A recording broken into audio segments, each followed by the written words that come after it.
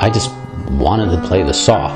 When I was 15, I think, I went to Europe for the first time, and it was in Paris. We were outside the Saint-Pompidou, I think, and there was a man, sitting on a crate with his hat down, with a cigarette hanging out of his mouth, playing the saw, busking, and I was fascinated by that then.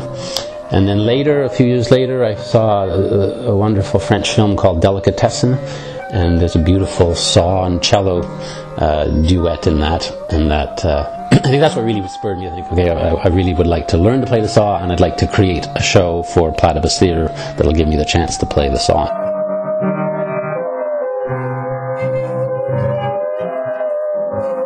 My first experience playing in public was a bit of a disaster.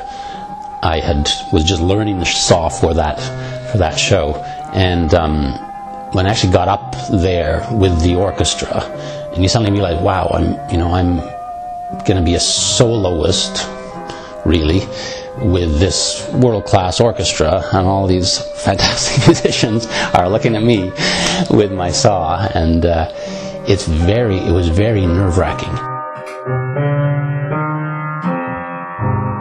The thing about the saw is you can use your legs to create a vibrato by shaking your legs like you do on a violin or any string instrument. You can use that to extend the note and to build the sound of the note, and it's great. But if that vibrato is out of control, it sounds awful. And because I was nervous, I had some involuntary movement in my leg, and the vibrato was just all over the place. Not to mention that it was a duet for saw and cello, and Amanda Forsyth was the principal cello. So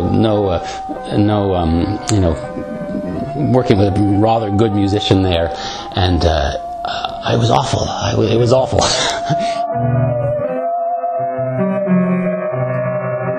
It was not one of the highlights of my career.